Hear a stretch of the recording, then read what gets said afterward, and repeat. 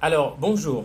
Bienvenue encore dans cette partie de votre magazine littéraire de la culture noire, de la culture africaine, dénommée la littérature africaine noire. Nous sommes toujours en compagnie de notre auteur ivoirien, Amadou Kourouma. Et nous avons vu dans la première partie qu'Amadou Kourouma est un auteur très atypique de son style. Nous avons vu comment est né Amadou Kourouma et malheureusement Amadou Kourouma meurt en 2003 à Lyon en France. Amadou Kourouma a publié un bon nombre de livres et c'est ce que nous allons voir dans cette deuxième partie. Alors, la bibliographie de Amadou Kourouma. Amadou Kourouma a écrit plusieurs ouvrages littéraires qui ont connu de réels succès et remporté de plusieurs grands prix. Ce sont entre autres comme roman Les soleils des indépendances, Monnaie, outrage et défi, En attendant le vote des bêtes sauvages, Allah n'est pas obligé et quand on refuse, on dit non. Au niveau du théâtre, Amadou Kourouma a écrit Tunyanitigi ou Le diseur de vérité.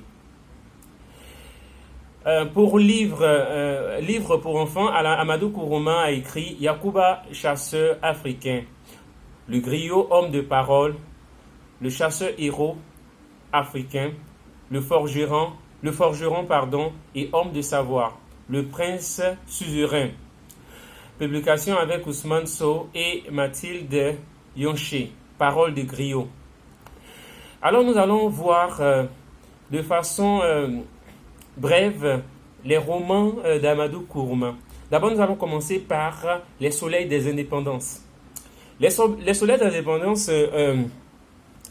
est écrit en 1968 et est publié au Seuil en 1970.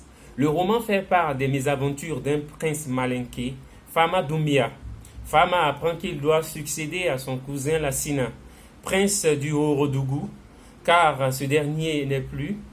Habitué à l'opulence, Fama se trouve confronté à l'indigence, c'est-à-dire une grande pauvreté, une pénurie de choses nécessaires à la vie, et au malheur comme héritage des indépendances.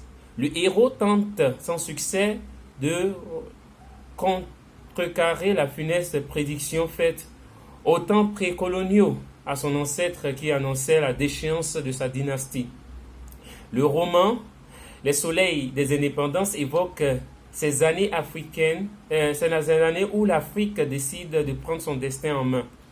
La décolonisation s'accompagne de joie, mais surtout d'un cortège de désillusions. Ainsi s'achève notre première partie de la bibliographie d'Amadou Kourouma. Dans notre seconde vidéo, nous allons parler d'autres œuvres, notamment Monnaie, outrage et défi, En attendant le vote des bêtes sauvages. Quand on refuse, Allah n'est pas obligé et quand on refuse, on dit non. Merci à vous et puis à tout à l'heure. Merci.